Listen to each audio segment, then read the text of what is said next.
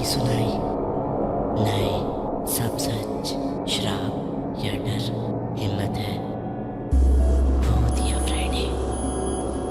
मौत एक ऐसी सच्चाई जिससे कोई नहीं भाग सकता। लेकिन क्या हो अगर आपको कोई पहले ही बता दे कि आपकी मौत किस दिन और किस वक्त होगी।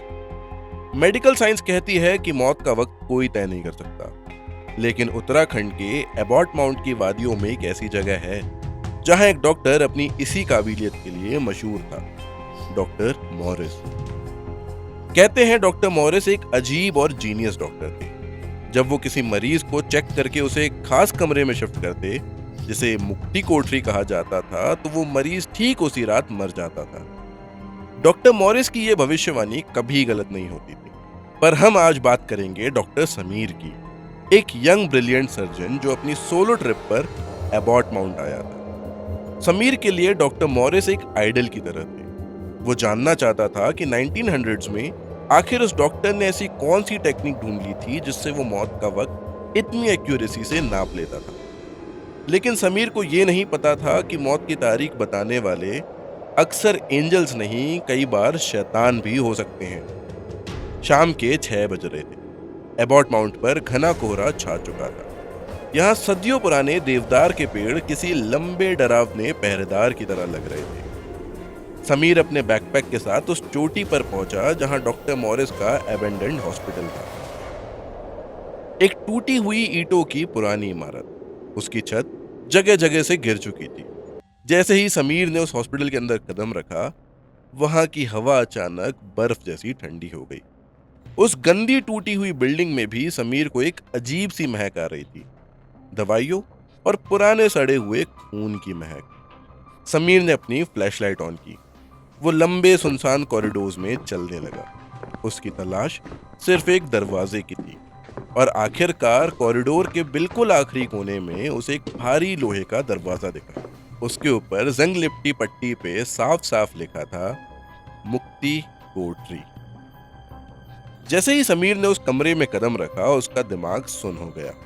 फ्लैशलाइट की रोशनी में उसे सिर्फ पुराने टूटे हुए लोहे के बेड दिख रहे थे। लेकिन अचानक फ्लैशलाइट फ्लिकर करने लगी।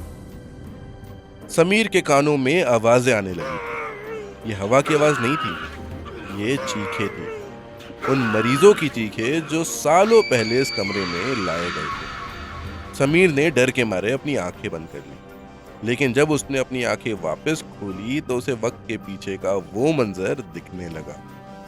उसने देखा कि बेड पर एक मरीज लेटा है। वो ठीक था, उसकी सांसें चल रही थी, पर वो अपने बेड से बंधा हुआ था। और तभी अंधेरे से एक अचानक हाथ सामने आया, जिसमें एक बड़ा सा सर्जिकल स्कैल्पल यानी कि सर्जरी वाला चाकू था। वो हाथ उस मरीज के सीने को बेदर्दी से चीर देता है।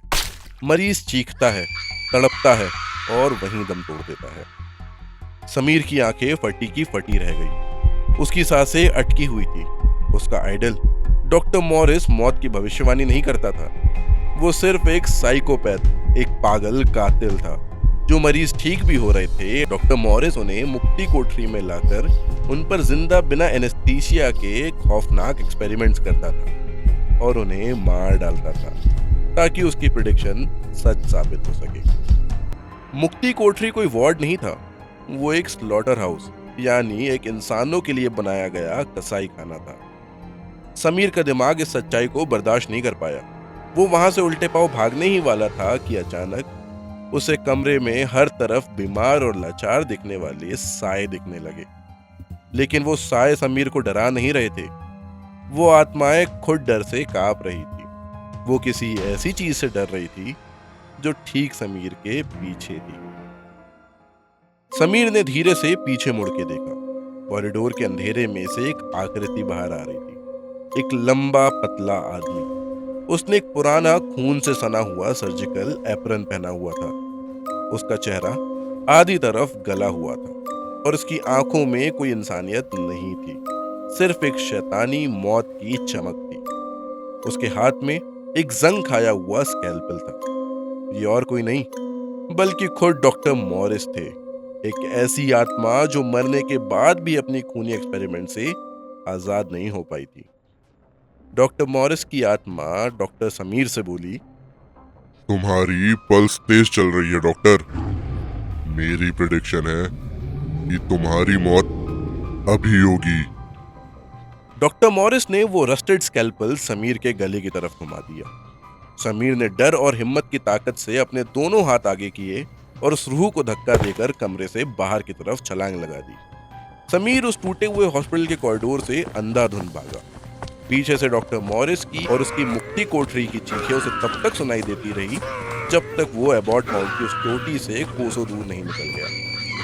समीर तो जिंदा बच गया, बस उसके गले पर एक लाल निशान था जहां उस रूहानी स्कैल्पल ने हल्का सा छुआ था, लेकिन उसके दिमाग के अंदर का आइडल हमेशा के लिए मर चुका था। जिस इंसान को वो इतना मानता था वो असलियत में हिस्ट्री का सबसे बड़ा दरिंदा निकला। आज समीर एक सक्सेसफुल सर्जन है, लेकिन जब भी उसके ऑपरेशन थिएटर की लाइट ऑन होती है और किसी सर्जिकल इंस्ट्रूमेंट की उसे आवाज आती है तो उसके हाथ कांपने लगते हैं। उसे हमेशा लगता है कि उसके ठीक पीछे खून से सना हुआ एप्रन पहने डॉक्टर मॉरिस खड़े हैं। डॉक्टर मॉरिस का हॉस्पिटल आज भी एबॉट माउंट की चोटी पर अकेले खड़ा है। वो मुक्ति कोठरी आज भी वही है, नए मरीजों का इंतजार कर रही हैं। आप ही बताइए, अगर आपको कोई मौका दे कि आपको आपकी मौत की तारीख पता चल सकती है, तो क्या आप जानना चाहेंगे या फिर आप डरेंगे कि वो वक्त बताने वाला कहीं आपकी मौत का समय खुद तो तय नहीं कर रहा? अगर आपको ये सच्ची दहशत भरी कहानी पसंद आई हो तो सब्सक्राइब का बटन जरूर दबाएं। वीडियो को लाइक करें और अपने उन दोस्तों को शेयर करें जो पहाड़ों पर अकेले घूमना पसंद करते हैं। क्या पता मुक्ति कोठरी में अगला बेड उन्हीं का हो।